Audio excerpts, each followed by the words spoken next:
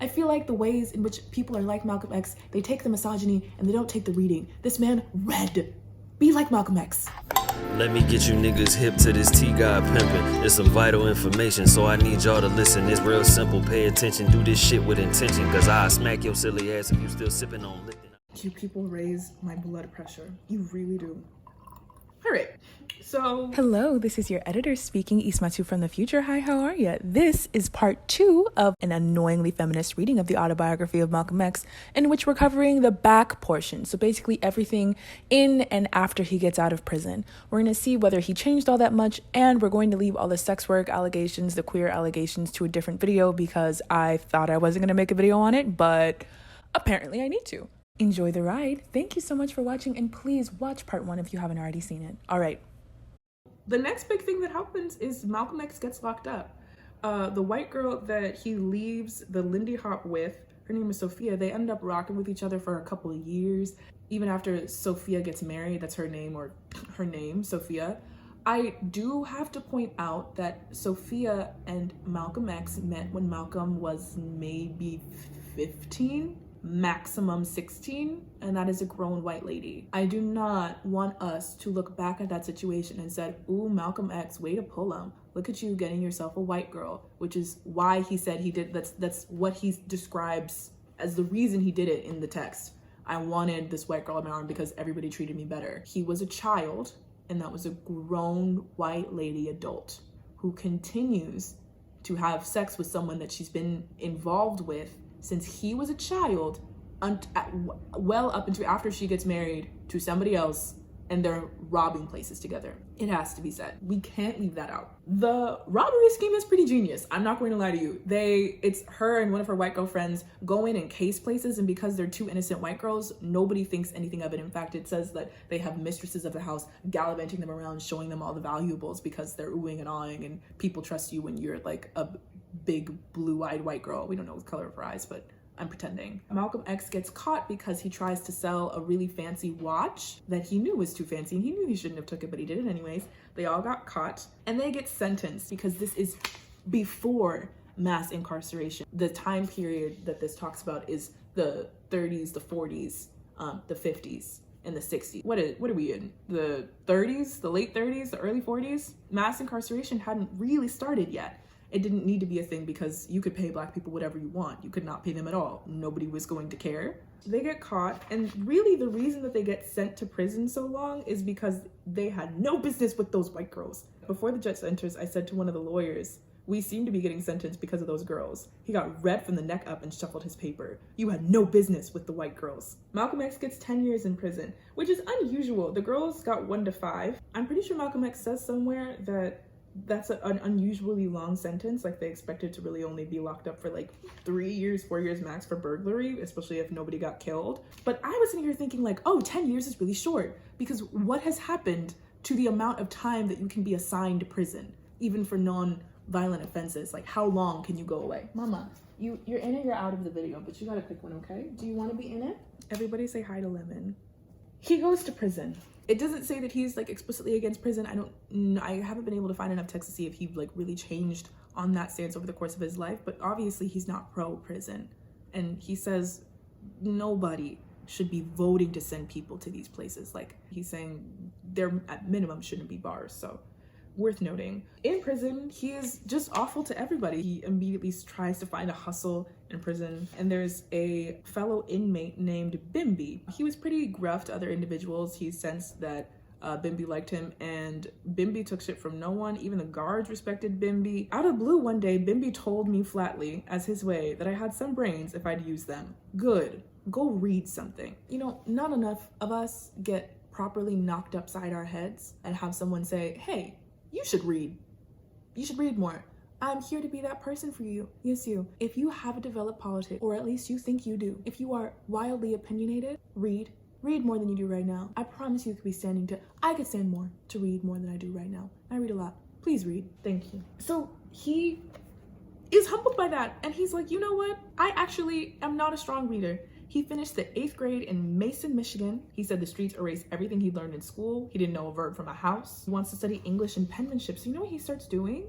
he starts reading the dictionary. He straight up just he tries to read, and then he realizes he's not really absorbing any of the material because he can't understand what they're saying. He doesn't know those words. So he reads the dictionary and he writes it, and he practices reading and writing like that. That's very admirable. And it's really easy to feel dumb or stupid, especially around matters of literacy, because we live in a very classist society. So there could likely be a lot of shame wrapped up in not knowing or retaining the knowledge of how to read, even then when literacy rates were a lot lower. So he works on it and he does it. I think that that's really admirable, and I want to say so. He starts reading. He starts reading, and he is writing to his family. So he's practicing reading and writing. People are coming to visit him. They're telling him about the Nation of Islam. He starts to read about the true history of the United States, about the depravity of slavery. There is a before and an after. You start to really learn details about the depravity of slavery. I remember my before. I'm not going to be that person ever again. He starts going through that change in prison while also feeling the weight, feeling how close the kiss of slavery is when you are locked up. There's no better place to get engaged with what has happened in the United States than under the thumb of its oppression. Promise you. He stops eating pork while in prison, which catches people's attention. His family is writing to him while he's in prison, and they're saying, hey, we're converting to the Nation of Islam. You should join us. And one of his brothers is eventually like, I know how to get you out of prison. And he's all ears. It starts with him saying, I don't eat pork. I don't eat pork anymore. He is reading like his life depends on it. He reads for several years, and then he starts to engage in public speech and debate, in which he's calling out Yale students for not including the fact that Jesus was brown or allegedly black, things like that. He's really giving it to the girls, I gotta be honest. And that's really, I think, where he gets his sharp tongue, his quick mind. It's what makes him a really great orator. It's what makes his speech really easy to watch, because he's really good at sticking on a thesis. He never forgets a point. He gets to hone that in prison. While in prison, he begins to write to Mr. Elijah Muhammad every day, who is heading the Nation of Islam as a church, as a movement, as a religious movement, not just a church. Your spiritual life or your spiritual practice absolutely does affect the rest of your life. It might change how you read the text. Again, this is a racial, gendered, and class analysis of this book, so I'm going to leave that out, but it is important, and I do think that you should go read it. Again, read the book, but if not that book, go look and see at the evolution of his spiritual beliefs. He is reading like his life depends on it. He reads for several years, and then he starts to engage in public speech and debate, in which he's calling out Yale students for not including the fact that Jesus was brown or allegedly black, things like that. He's really giving it to the girls, I gotta be honest. And that's really, I think, where he gets his sharp tongue, his quick mind. It's what makes him a really great orator. It's what makes his speech really easy to watch, because he's really good at sticking on a thesis. He never forgets a point. He gets to hone that in prison. And he also cuts off his own brother in prison. And that happens because his brother has critiques of Mr. Elijah Muhammad, and then Mr. Elijah Muhammad organizes for him to be banned from the Islamic faith. Reginald starts to speak ill of Elijah Muhammad, and he couldn't believe it. At this point in time, Malcolm X has been exchanging regular letters with Elijah Muhammad. He's fully intending to become a happy, at the point in time where Reginald begins to speak ill of Elijah Muhammad, Malcolm X is completely sold on Nation of Islam, and he plans to be a full member at the time of his release. Reginald had been suspended from the Nation of Islam by Elijah Muhammad, and it is alleged that he had not practiced restraint. Malcolm X says after he had learned the truth and had accepted the truth and the Muslim laws, Reginald was still carrying on improper relations with the secretary of the New York Temple. So it's a sex exile. We don't know if that was an inappropriate relationship because of age, or if it was just inappropriate because they weren't married. When Reginald left, he was in torment. He goes to Mr. Muhammad trying to defend his brother and appeal for them. Reginald speaks out against Elijah Muhammad, so Malcolm X is really having a lot of internal conflict. I love my brother. I stand by him. I'd like to defend him. However, I am loyal to Elijah Muhammad. And Elijah Muhammad said, if you once believed in the truth and now you're beginning to doubt the truth, you didn't believe the truth in the first place. What could make you doubt the truth other than your own weak self? I read this to point out that there's a lot of doublespeak in here. It's almost like he's speaking in riddles, but he essentially says, what could make you doubt the truth other than your own weak self? It's your fault for doubting me. It's your fault for doubting me. You're weak. That's manipulation.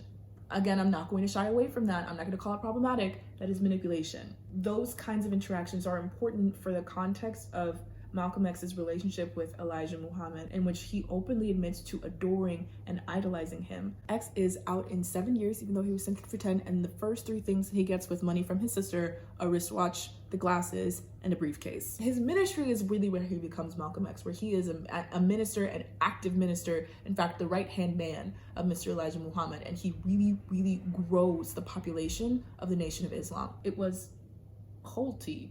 I mean, from an outside perspective, I don't want to be disrespectful because I don't know if this is something that is still widely practiced, but this looked mad culty, especially because Malcolm X says we viewed him like an extension of the divine himself. That's dangerous. That's the first in a theme of the dangers of unwavering belief. He is like, this man is speaking the truth, Mr. Muhammad is speaking the truth, and there is no reason our seats should not be filled to the brim with people ready to hear his message. So he really starts to evangelize. He's out there, he's Mr. Right-Hand Man. He is really accessible in a way that other civil rights leaders of the time were not, because Malcolm X is not petite bourgeoisie. He didn't go to college, he didn't go to high school, he was out on the streets hustling until he went to prison, and his life experience and access to knowledge changed his mind. The other civil rights leaders of the time were focused on integration in a way that X was not, because X was never interested in integration. He learned good and early, oh, I don't want to be integrated with you people. You literally don't see me as a real person. I would much rather be making money with the black folks. However we're going to make that money is however we're going to make that money. So he appealed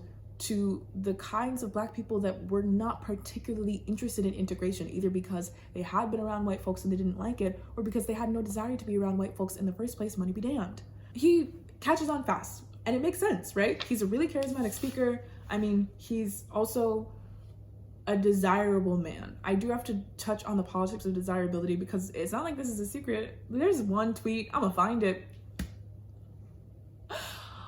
Oh my God, I feel like I laughed for 2 weeks after I saw this tweet. It's easy to get people to listen to you when you are stereotypically desirable. That's something that patriarchy likes. Desirability is marketable. I myself am marketing desirability. Absolutely I am. It has to be said. Especially because the way that Malcolm X is desirable is authoritative. He's really tall. Tallness associated with manness. His voice, his speaking voice is really authoritative. It's deep. It carries. He has an authoritative presence about him, in part because of patriarchal beauty standards that apply to men too. Beauty and brains. Look at you, Malcolm. Cut that out. You can't put that in there. He really catches on because he talks in languages that people understand. I think that sounds a little cliche, but that's what he said. I learned early on one important thing, and that was to always teach in terms that people could understand. Also, where the nationalists whom we had fished were almost always men, among the storefront Christians, a heavy preponderance were women. And I had the sense to offer something special for them. Beautiful black woman. The Honorable Elijah Muhammad teaches us that the black man is going around saying he wants respect. Well, the black man will never get anybody's respect until he first learns to respect his own women. Black man needs today to stand up and throw off the weakness imposed on him by the slave master white man. The black man needs to start today to shelter and protect and respect his black women. Now, it is interesting that he specifically said he used this as a pervasive tool for the women. This was not the message he was preaching towards men to get them to come to the Islamic faith, the Nation of Islam. Hey, it's really great over here to respect our women. Respecting your women helps you to throw off white supremacy. He said it the backwards way. Hey, women, come here where we respect you. We throw off white supremacy, therefore we can respect you. No, you see how that's backwards? You see how this was led to the wrong audience? And it works, right? Of course we want to go somewhere where that's expected, but it still puts the blame on women. You see that? Oh, you want to stay over there and not be respected? Rather than men should respect you all the time, regardless of your politic or your religion? Bones. Those might have been easy to miss, but those are bones. I already read this a bit on TikTok. That sucks. That gender analysis is trash. So I'm just going to summarize it here. I don't feel the need for a close read. But he does say that when he went back to Chicago, he would find that people wrote in complaining about how hard he talked against women to Mr. Muhammad, saying, hey, can you come get your boy? He's saying all this sorts of crazy stuff. And he's defending himself saying, listen, Islam has very strict teachings. I didn't make up the rules. The rules say that the true nature of man to be strong and a woman's true nature is to be weak. And yes, while we have to respect you at all times, we at the same time as men need to understand that we must control you if we want your respect. He needs to understand he must control her if he expects to get her respect. Now, I would like to remind you of my liberation politic, which is of course really relevant to the media I produce. Remember, who wrote it, for what purpose, and what audience, and what is missing? Do that for me too. You should consume the media that I make critically, so I will let you know about my politic.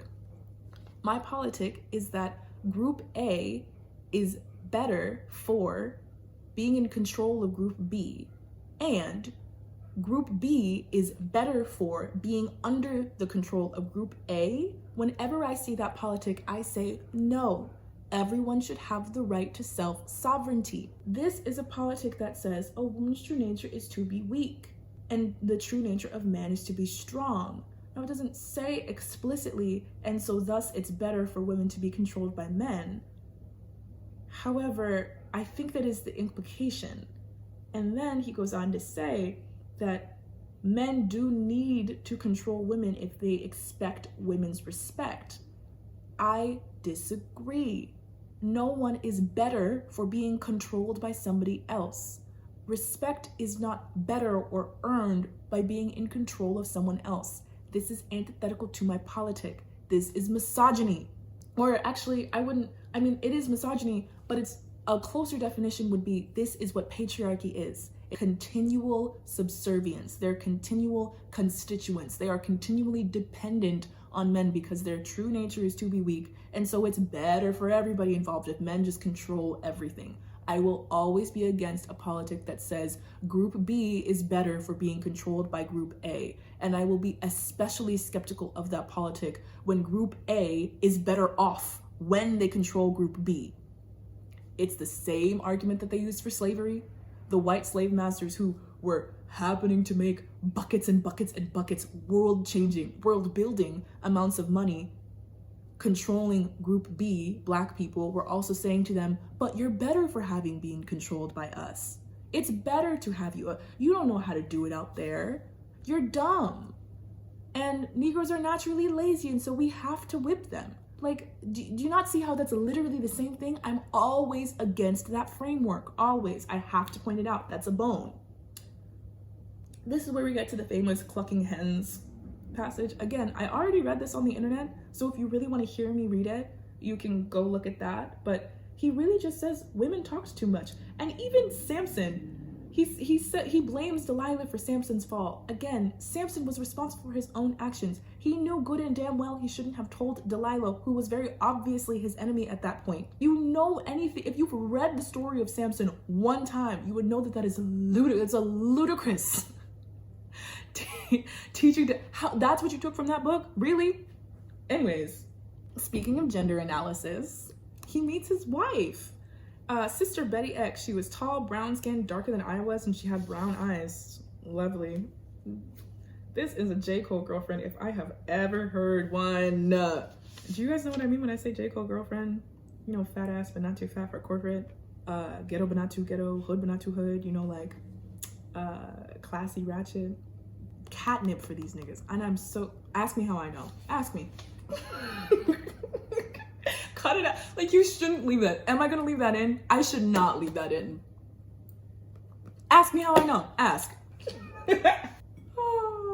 Anyways, he meets Betty, takes her on one date, which he tried to stand her up on, and then asks her to get married. This reads a lot more like an arranged marriage than it does anything else. Like, it seems like they weren't necessarily marrying for love at first sight, but more like, I should get married, you're of a marrying age, do you want to marry me? It was a lot more like business contractual, which is fine. That's a fine way to go about marriage. It's an honest way to go about marriage. They get the necessary blood test. I was like, they blood tested you back in the day to get that? That's crazy to me. They go to the justice of the peace. They say all those I do's.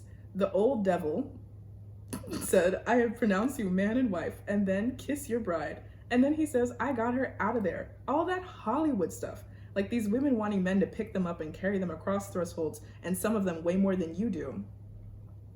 I don't know how many marriage breakups are caused by movie and television addicted women expecting some bouquets and kissing and hugging and being swept out like Cinderella for dinner and dancing.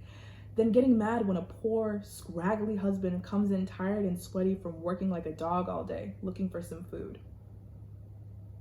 Like, okay, I guess. On the next page, this is him speaking, like, of course this is him in retrospect, and remember, he's dictating his autobiography, basically. He talks about their marriage a little bit. They live in Queens, they have daughters, they have 4 daughters by 1964, and he says about that, I guess by now I will say I love Betty. She's the only woman I ever even thought about loving, and she's one of the very few 4 women whom I have ever trusted. The thing is, Betty's a good Muslim woman and a wife. You see, Islam is the only religion that gives both husband and wife a true understanding of what love really is. Love really is, I guess by now I will say I love Betty. He does say he has his own personal reasons for being hard on women as well. He admits to that. He says, I wouldn't have considered it possible for me to love any woman. I had too much experience with women that were only tricky, deceitful, untrustworthy flesh. I had seen too many men ruined, or at least tied down, or in some way messed up by women.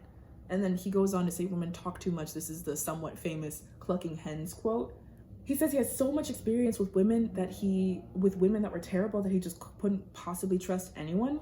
I want to remember when I said West Indian Archie was an older hustler that was literally trying to kill Malcolm X over a discrepancy over money? It wasn't even like Malcolm X is pretty sure he paid the guy, but like he's literally like, I'm going to kill you. They have several standoffs. It's a lot. When Malcolm X gets out of prison and he goes back to Harlem, he sees West Indian Archie and he is filled with so much affectionate emotion for the old man that it makes him want to hug him. He has also been around pimps, thugs, liars, robbers, violent men, and never says, I think men are tricky. I don't think you should trust them. I've seen the way that they use their structural privilege to be unkind to people that have less privilege than them. He says that he sees Black men disrespecting Black women and uses that to evangelize towards women and not towards men. He sees that Black men have used their structural advantage over women, and that's not fair and that's not right. But never says, men are awful and tricky. I've been around too many terrible men. However, says this about the entire women conglomerate, like women are just untricky, untrustworthy flesh. And I know that that's maybe not true of all of them, but I've had enough bad experience with women that were bad enough to be sex workers.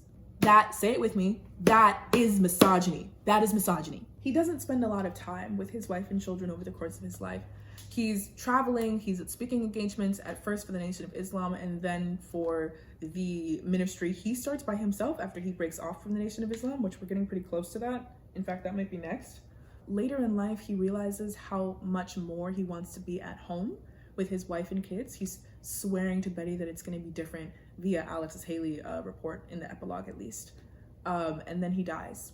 So again, it's possible that his gender analysis was changing over time, which at least is at minimum, I would like to spend more time at home with my wife and my 4 daughters. But that's 1964. That's after some years of being gone pretty consistently. He was gone more often than he was there. Now, these are miscellaneous. I don't want to read them all word for word, but I did want to point them out. Malcolm X has a couple points on hate, on addiction, more on sex work, on Jewish people, the famous nothing scene. I just wanted to note here, look at the words. I wanted to note here that I felt like these were good sources of study if you wanted to go back and get a little bit more stuff that isn't just gender, race, and sex. Here, go look at these. I think that they're really cool. I just don't have time to talk about them in this video without making this 3 hours long. It's now time to talk about the paternity suits. Malcolm X's paternity suits? No, of course not. Mr. Elijah Muhammad's paternity suits, the man that Malcolm X had been idolizing all this time, actually had been secretly having sex with women that were potentially, probably, underage when he started having sex with them. In fact, I mean, this is the same Elijah Muhammad that says the ideal age for a man to marry a woman is half his age plus 7.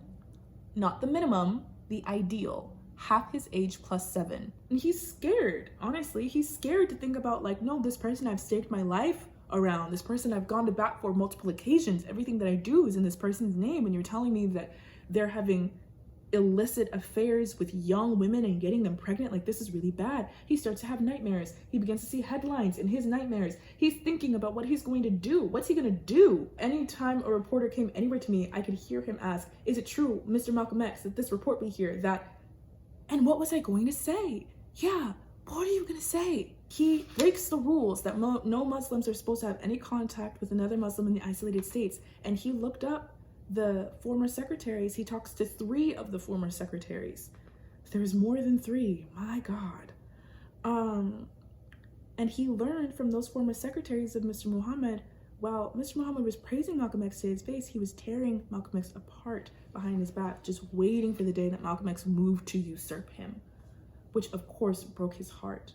And what does Malcolm do first? He begins to apologize for that man. One of the most heartbreaking things that I think is present in this book, it says, I don't think I could say anything which better testifies to my deep faith in Mr. Muhammad than that I totally and absolutely rejected my own intelligence. I simply refused to believe.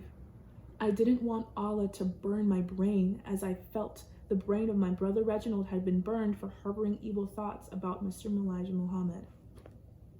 I didn't want Allah to burn my brain. That's how scared he was of critiquing this leader, even when there was evidence present. I didn't want Allah to burn my brain.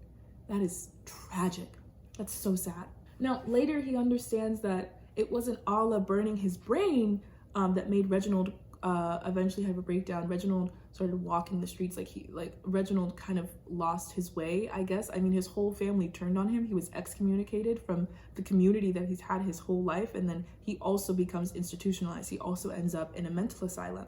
Malcolm X watches that and says, I don't want to go crazy like Reginald went crazy. And then later in the book concludes that, it wasn't Allah burning his brain. It was likely the loss of his entire community, including his family, turning his backs on him, which made him go insane or have breakdowns. Yeah, you don't think? But that's ultimately what happens to Malcolm X.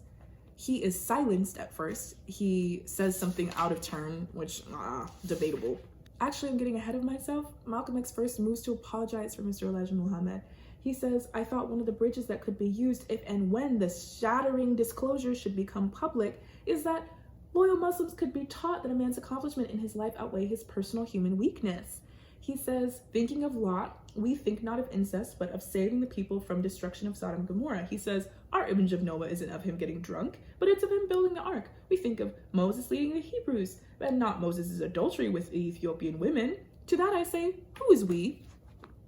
Who is we that thinks about all this stuff? Because when I think of these biblical giants that are all male and all the shit that they did wrong, I absolutely do think about Noah's drunkardness. I do think about Moses being an adulterer. I don't forget about Lot turning his wife into a pillar of motherfucking salt. I don't forget. Who is we? So that's step one. He moves to apologize for this person that he's idolized, even in the face of seeing that he's done something really wrong. Malcolm X is also like, I feel like you should come forward with this and tell your constituents what you've done so that way they can have the chance to forgive you. And Elijah Muhammad's like, no. Honestly, they're waiting for a point in time in which Malcolm says something so that he can be muzzled, essentially. But Malcolm X speaks out of turn and then is silenced from the Nation of Islam. Remember, Malcolm X is doing all of his activism, all of his speeches, all of his rewards at this point in time are credited to the Nation of Islam and to Allah, Mr. Elijah Muhammad and Allah. Even his house, like he doesn't take a pay. He just has the house that's paid for by the Nation of Islam, but like he refuses money. He only takes enough to continue working and the rest of it goes back to the Nation of Islam. He gets excommunicated after being silenced. Like eventually it's just like, that's it. He says, my head felt like it was bleeding inside. I feel like my brain was damaged. He says that this felt like a divorce. I was like someone who for 12 years had an inseparable, beautiful marriage. And then suddenly one morning at breakfast, the marriage partner had thrust across the table some divorce papers. Like he says like he's felt divorce. Like this was an intense, emotional, spiritual, like worth of person shock to this man. He's going through the process of being excommunicated. This here is also the promise of patriarchy. The promises of patriarchy can break in your face at any time. What this promise of patriarchy was had a religious dawning on it. Follow me and I will take care of you. Go against me and you will be met with violence. In this case, the violence was societal. Isolation is absolutely violence for humans who are born to be in connection with one another. It's why solitary confinement is torture. This is violence. Excommunication is a sort of violence. He expressed dissent at the patriarch, and the patriarch broke the promise of patriarchy in Malcolm X's face. And that affects him spiritually, it affects him financially, it affects his family, it affects his ability to be a good patriarch, right? Because he's supposed to be supporting his wife and 4, almost 5 children. If you are not the patriarch that has the ability to snap that promise at any time, you are at risk. And the patriarchs of the world are white, rich, landowning, and likely and most definitely rich off slavery. Those are the patriarchs. Everyone else stands to have the promises of patriarchy broken in their face at any time. Yeah, X is silenced. It's really like watching his friendship with Cassius Clay develop is really, really sweet. I think they meet in Detroit of '62. Malcolm X is there when Cassius wins that big fight. Of course, Cassius Clay, we later know, becomes Muhammad Ali. I just thought like their friendship was very wonderful to read about, and I would encourage you to read about it. I don't have time to get into it here, but like, the romance of friendship. And I mean that sincerely. I have a video on the romance of friendship. I'm not calling Malcolm X gay because he was friends with Cassius Clay. That's not what I said. Also, he's still out here, even after 6 years of marriage and children, daughters, still telling Cassius Clay, women are tricky, don't trust them. Ready? That is misogyny. All right, Malcolm X goes to Mecca. He is like, I don't know what to do with myself. He's sitting in the house. Betty's driven crazy. Even Alex Haley is like reflecting on watching Malcolm X get excommunicated from the Nation of Islam. And he says, poor Betty. Ooh, Lord. Malcolm X goes to Mecca, and he goes to Mecca on Ella's dime. At this point, he's destitute. He has no savings. He didn't keep any of the money. He gave it all back to the Nation of Islam because he believed and idolized Elijah Muhammad so badly. Now he's destitute, and so he goes to his older sister and asks to borrow money to go to Mecca, and she's like, how much do you need? And gives it to him. He proceeds, I'm not going to read it word for word, but he proceeds to say all this shit about Ella and how she's too strong and so domineering, and she chases her husbands away. She breaks the spirits of husbands. You have been supported by this woman for most of your life. She's acted as a surrogate mother to you. Her strength and her agency over her life is the reason that she's able to care for you and bail you out when you need bailing out. How is this the way that you talk about someone that you're depending on? You're being propped up by her, and you're talking about how aggressive she is towards her husband. Okay. Oh, strong Ella. God almighty. Anyways, he goes to Mecca. This is the stuff that we're going to get through a little bit faster because, again, we're looking at a race, class, and gender analysis. I'm not saying that there's not a lot of stuff that happens in Mecca. There's a lot of spiritual transformation that happens in Mecca and a lot of community transformation. Like the way that Malcolm X talks about rugs is really sweet. What he's realizing about what it means to be a part of this international community, I think that he is also moving away from the question of what do we deserve, and more to what do we owe each other? You and me who are in this same community, how can I care for you? How can you care for me? He's experiencing being cared for without the expectation of reciprocity, which is something that is really hard for a black male street hustler to get in the United States. I think the only place that he's really found that is from his family. Please read it. I'm not glossing over it for the sake of, it doesn't matter, it's not important. It's just that the things that I'm looking for were present. You know, we have like this much of the book left. We've already gotten through most of it. There are 3 big analysis. Well, there's one analysis shift and then 2 other things I'll mention. And the big one is that Malcolm X really starts to realize that race is 100% made up. Like we made up the designations for race because white people that are not from America, or I would argue of like the strictly Western world, don't hate black people. Malcolm X is being held up because he's an American Muslim and he's having a really hard time proving that he's supposed to be there, proving that he was selected and worthy to go on Mecca, and he needs someone to sign for him basically. And Dr. Omar Azan bails him out. It says he came straight from the airport. He comes with 4 officials. He wrung his hand in welcome. In America, he would have been called a white man, but it struck me hard and instantly from the way he acted. I had no feeling of him being a white man.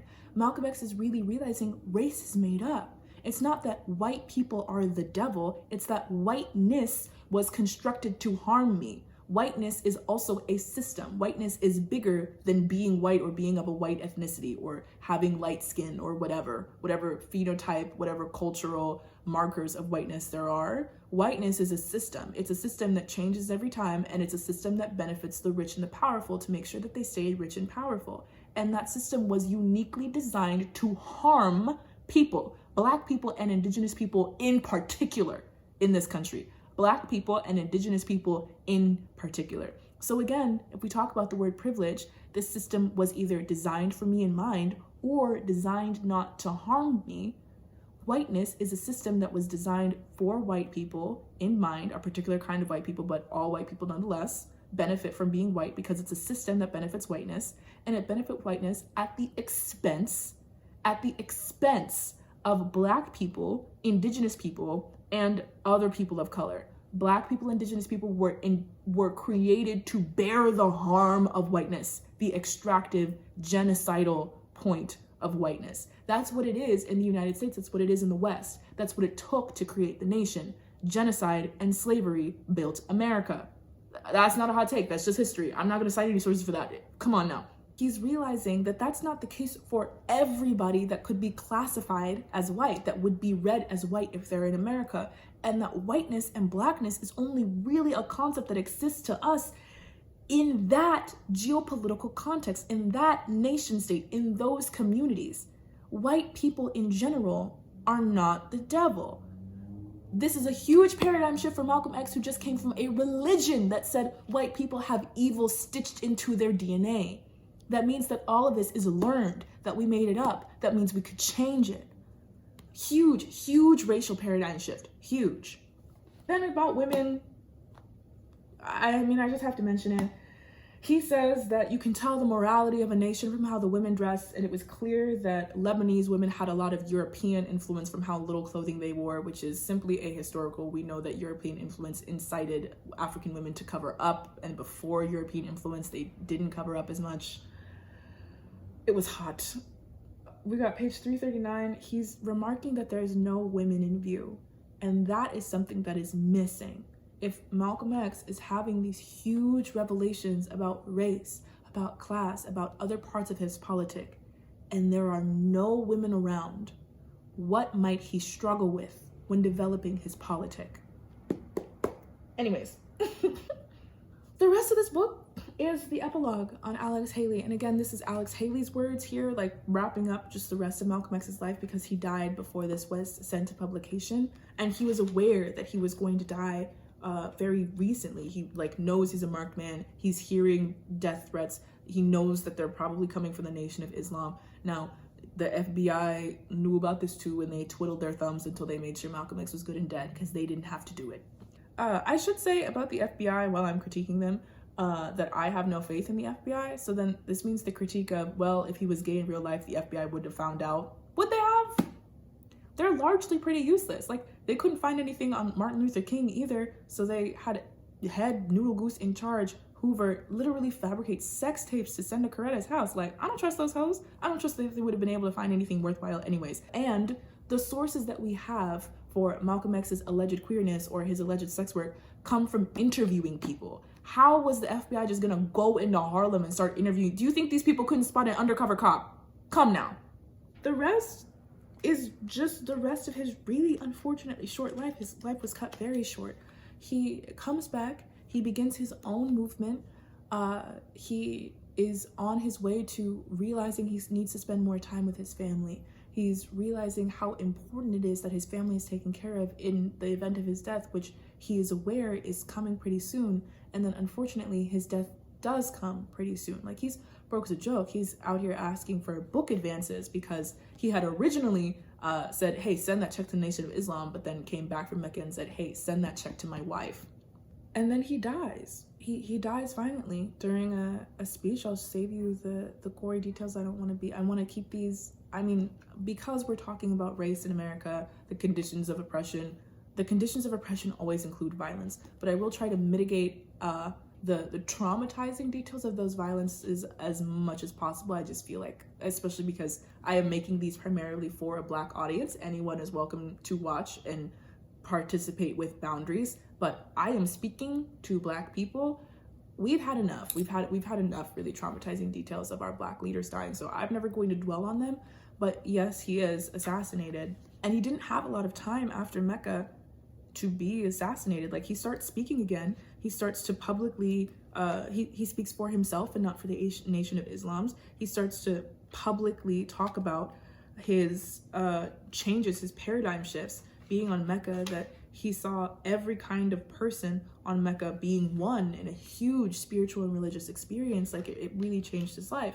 I think this is why people say, well, he changed. Well, he changed. Certainly he's changed, right? Malik El-Shabazz is not the same man as Detroit Red. Most definitely not. We know that. The bar for me in terms of gendered readings, gender analysis, is not don't hit women. It's not be respectful of women. It's see women as creators in their own right, not even co-creators, people that are allowed, encouraged even, to have all the agency, the will, the control, the love they want without men. It means that men are optional to living a life of fullness if you are not a man. The Combahee River Collective also states it really well. I won't read this exact quote, but I will put it up on the screen for you. And it feels like Malcolm X shifted from women are less than, women are dogs, women are the mules of the world, women are okay to hit, to women are queens, women are worthy of protection. And the Combahee River Collective says it best, and I'm gonna parrot those words: I don't want your queendom. I want to be seen as human in my own right. I don't want to have to need a king. I don't want a kingdom. I want to be seen as a creator in my own right, my own space, and have that be enough. That's the bar. I wrote this at the end of my first read of this book. I said, I, at the end of all this, remain uncertain as to whether this man would have kept and collected me at the end of the day. When all was said and done and the white devil was vanquished, who would I be to this man? Still an equal in my own right? No matter what, are we certain? Because those are the conditions of my liberation. All people able to self-determinate in their own right, no matter what. Would he be seeing me as an equal, able to participate in the beauty of creation on my own accord? Or would he have seen me as a wonderful addition to the world that he created? I don't know. I leave uncertain. Here are the lessons I took away from this book. 1, there are bones in this fish. That is true of everyone. Consume media critically, consume history critically. There are bones in this fish. Make sure to pick through them. I hope that I have done at least a halfway decent job of picking through them with you. 2, read like you mean it. Read like you mean it. Everybody and their moms talks about violence when they talk about Malcolm X. They talk about their thoughts on violence, this and that. No one ever talks about the reading. Reading was fundamental. He says over and over again, reading was the changing point. It wasn't just prison. It wasn't just the act of being separated. It wasn't just the act of sitting with his thoughts. He read a lot. He never stopped reading after that. He read, and then he talked with people about what he was reading. He debated people. He sharpened his analysis with the people around him. Read like your life, like your liberation, like our hope depends on it. Read. And 3, idolization is inherently dangerous. I think that he thinks about himself too. I think he saw himself like after Mecca is when he becomes like the Malcolm X, right?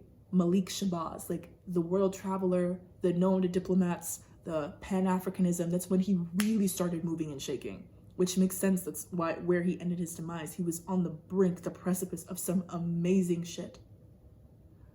And I think he saw himself be a light to people. I think he saw himself be a word to people, especially people that hadn't before been reached, people in the ghettos. I want you to see how much I have marked this page up, because I was like, oh, he is fucking this man is spitting.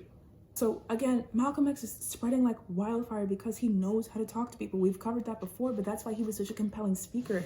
He was saying things that mattered to a group of people that most activists ignored. Like, the activism going on was really catering, especially at the time in which he has critiques of that, right? The activism that was going on was catering to the petite bourgeoisie, the black people that were college educated, that had money, and that, you know, you were supposed to, the activism was going out and making a name for yourself and bettering the race. And everyone was ignoring the huge swaths of black people that did not have access to higher education, didn't have access to bank jobs, even if it was the janitor position. Like, they just weren't doing that. And the black people that had no desire to do that. They didn't want to. They would rather make their money the way that they knew how to make money. Nobody was speaking to them. So Malcolm X, having been one of them, was speaking to his people. This is when people started to say that Malcolm X was the only Negro who could stop a race riot or start one. And he admits saying that he doesn't know if he could start one, but he has a lot of respect for what he calls the human combustion that is packed among the hustlers and their young admirers who live in the ghettos, where the northern white man has sealed off the Negro away from whites for 100 years. He talks about the sheer amount of anger, of power, of mission, of intent that is just stirring there like a powder keg in these places where black people have lived exclusively away from white folks who only go down there to party, drink, and have sex. He says, in New York, you let enraged blacks pour out of Harlem across Central Park and fan down tunnels of Madison and Fifth and Lexington and Park Avenues, or take Chicago's South Side, an older, even worse slum. You let those Negroes swarm downtown. You let Washington, D.C.'s festering blacks head down to Pennsylvania Avenue. Detroit has already seen mass protests of more than 100,000 blacks. Think about that. You name the city. Black social dynamite is in Cleveland, Philadelphia, San Francisco, Los Angeles. The black man's anger is there, fermenting. I said phenomenal. Look at that. Phenomenal. Race and class analysis. We are ignoring, most of us, by catering to the petite bourgeoisie who are not doing us as a unit any favors anyways. Phenomenal. This is who he begins to speak to also after he gets big and learned, after he's world traveling and diplomats and stuff. He never forgets his audience. He never forgets what he was speaking to. And he's starting to say, hey, we have the same struggles of post-colonialism out there too. Our struggles are one and the same. We should see each other as one and the same. Us black people, us descended from Africans in the United States, and all those of us abroad, we're all diasporatic. We need each other. He starts getting his roots in that Pan-Africanism. He starts meeting with world leaders. He was on the brink of so many good things. And I think he realized how important he was to this particular demographic. This is the same demographic that Bell Hooks was talking about, and why it could be perceived as slanderous that he could have been queer, could have engaged in queer acts. He's realizing how dangerous it is for people to hold any human being in such esteem. And he's talking about Elijah Muhammad, but I think he also goes out of his way to tell us about his missteps because he doesn't want to be held in highest esteem like that, above critique, especially considering anyone, any sort of divinely guided or protected person. This is the thesis of my original TikTok, because I said I would be expected to excuse Malcolm X's misogyny. I would be expected to excuse the bones in this fish, to follow his leadership. And I had a barrage. I had a inflooding of comments. And I will tell you, 25% of those comments, and it's open source. Go read the comments. About 25% of them said, wow, thanks, I didn't know that. I want to read the book now. Another 25% had something to add. Yes, this, and did you know about this? Those two people, my primary audience. And the other half was people saying that this was an unfair critique. I'm willing to be critiqued. I don't want to stop those comments. And another sect of people saying, well, nobody expects you to do that. Malcolm X didn't deserve this. You are the people that I'm speaking against, because I got a lot of, well, what are you going to do? Cancel Malcolm X after he died? I didn't say that. That was not, I'm going to put my argument on the screen. This argument is not synonymous with cancel Malcolm X. This argument is not synonymous with we have nothing to learn from him. This argument is not synonymous with he was a bad person and none of his good deeds matter. You all decided to argue a point that I did not make. What I did was get on the internet and express disappointment that one of our great civil rights leaders has a history of violence against women. Of course, that's fucking disappointing. And I should be able to say it makes me angry and upset that so many of our civil rights leaders, particularly and most especially the men, have issues with misogyny. There is so much misogyny present in the civil rights movement. That's one of the reasons why the Combahee River Collective joined together in the first place, because they were like, there is so much misogyny here. Not just him. The Black Panthers too. Eldridge Cleaver. Martin Luther King had problems with misogyny. All of them had these huge blinders when it came to that sort of privilege. And I should be able to say that without having to espouse every good thing he's done. We've already talked about that, right? But also, I didn't say that Malcolm X would expect me to excuse my behavior. That's not what this statement said. I said I will be expected to excuse that behavior by you people. By you 25% who said I had no right to speak on the matter. I'm not learned enough. That he did enough good things to cancel this out. That I am being divisive by saying that this man had misogynistic views and behaviors. Because he did. He said so. I think that he says so because Malcolm X does not believe himself to be unworthy of critique. He says, look at my bones, go through, pick out my fish. And I think that civil rights leaders actually task us to do better. I can't say whether Malcolm X would have looked back and said, you know what, that was bad at the end of his life. Maybe if he were still here, he would still have trouble listening to me because he would perceive me as a woman. Maybe if we sat across the table from one another, I would say, hey, you know that's misogynistic, right? And he would say, I don't have a misogynist bone in my body, and we would have to go back and forth on that. Maybe, I don't know, or maybe we'll never know. He got taken from us too soon. But what I do know is that this man wanted to be critiqued. You people saying that no one's following the leadership of the movement that he left over that we're still studying is a malarkey claim. That is literally a nonsense claim. And two, he wants to be critiqued. He's warning you against seeing leaders as so big, so great, so infallible that you're willing to apologize for him. Because he almost apologized for this man that would later help orchestrate his death. He started to apologize and say, well, don't we think of the ark when we think of Noah instead of him being a drunkard? You know who thought of him being a drunkard in church?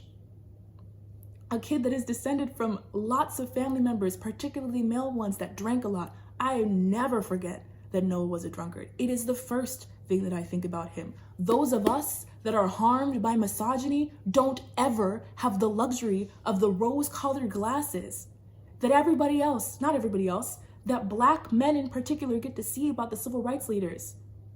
They were doing things that had you in mind. They were doing things that harmed me. No, I don't forget. No, I don't forget about Noah being a drunkard. I don't forget about the incest of Lot or the fact that his wife is gone because of his negligence. I don't forget about any of these people and the ways that they harmed women. I can't forget because my head is on a swivel. I struggle with you in the race and with you in the gender. We should not idolize this man. We should learn from him.